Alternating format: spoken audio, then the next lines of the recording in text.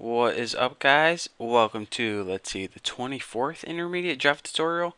And in this tutorial, we are going to be building the window that our panel goes in.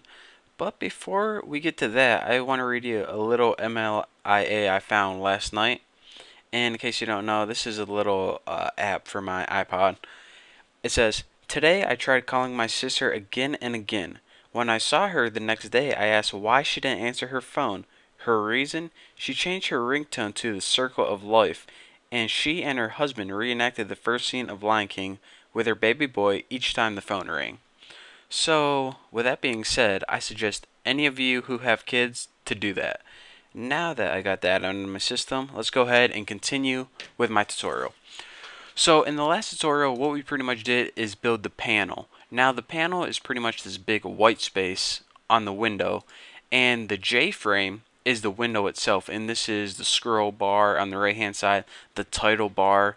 So what happens is, in Java language, well, let's say in Windows language, the body goes in the window, but in Java language, the panel goes in the frame.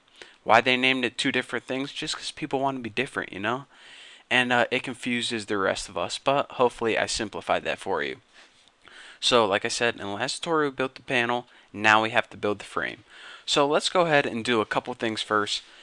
Our program consists of a slider and it's underneath a panel. So let's go ahead and let's make that slider right now. That's what I'm trying to say. J slider, and this J slider is already a class, so don't worry about doing this. So I'm going to go ahead and name my slider because, I'm not trying to confuse you guys. So now that we got a slider variable, we need a panel object because, of course, we didn't make that for nothing.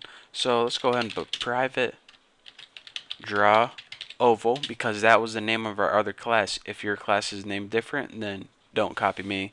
And I'm just going to name mine my panel. And this is what's going to sit inside of our frame.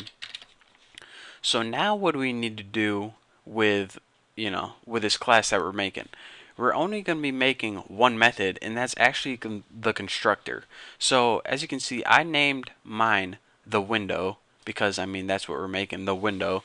So let's go ahead, and in order to make the constructor, go public the window, and it's not going to take any arguments. So inside your constructor, let's go ahead and first, in order to change the title of the window, and your title bar appears at the very top of your window or frame. People call it frame, but I'm going to be saying window. If I use them interchangeably, don't blame me. So in order to change the title, what we need to do is put super, because we need to call the super class, which is JFrame right here.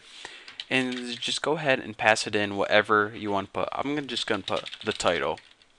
Keep things really simple for you guys. So that's how you put a title on your window. So after this, what we need to do, we already said, alright, we're going to be having an object from the class we just made. Now we need to set it equal to something. So set my panel equal to new, and whatever you named your other class that we built in the last tutorial, that's what you want to set it equal to. I name mine draw oval. So of course, that takes no parameters because we didn't do anything weird with that constructor. So now that we have a panel object, we can begin doing cool stuff to that panel. One of the cool things we can do to it is change the background color of it. And this, in essence, since it sits inside your window, it'll change the background color of your window. So let's go ahead and, in order to change the background color of your panel, go ahead and put my panel, or whatever you name your object, dot set background color right there. And we can set it equal to any color we want. Let's see, our options should pop up. Black, blue, let me think of something good. Green. You want it something light since we'll put it orange.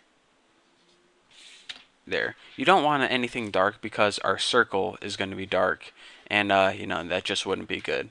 So, there we go. I had to see how much time I had left. Now, let me find this. And, alright. So now that we change the background color, what we want to do is, right now we have a background and a circle painted on it, but we don't have that slider yet that I promised you guys would have.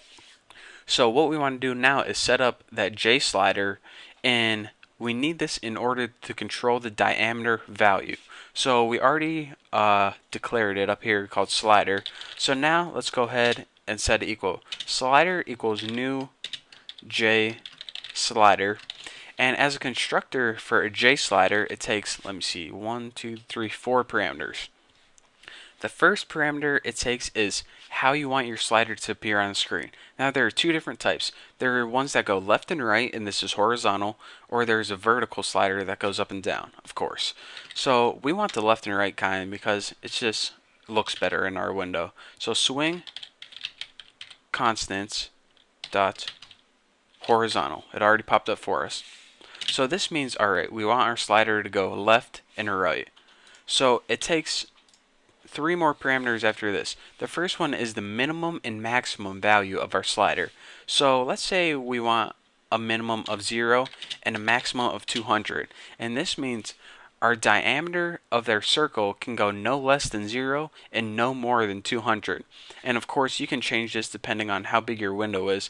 But my window is only going to be like, I don't know, like 150 pixels wide, so I don't want my circle to be like 1,000 pixels wide. And the last thing you want is just go ahead and put 10. I'll tell you guys what that means later on. So aside from just making a plain old slider, let's do some cool things. Let's spice it up a little bit. So let's go ahead and take our slider object, and the first thing we want to do is put set major tick spacing.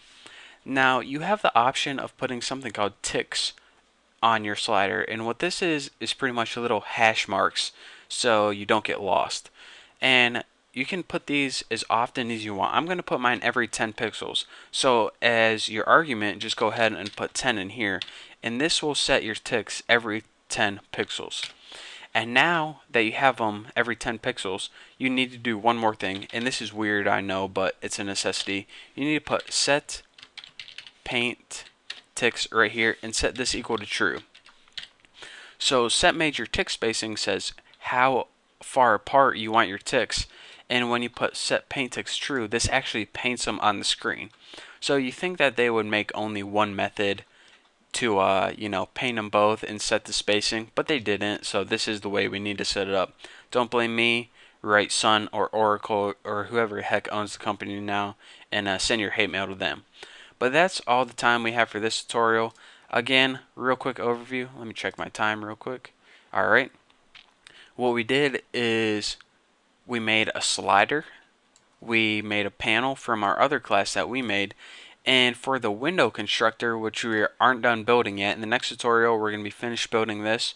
And also, well, you'll see in the next tutorial, we made a title. We changed our background to orange, and we also finished building our slider and put some cool tick marks on it. So that's all the time I have for this tutorial. I'm probably going to go eat a piece of cake, and yeah, like you guys cared about that. So thank you guys for watching. Don't forget to subscribe, and I'll see you next tutorial.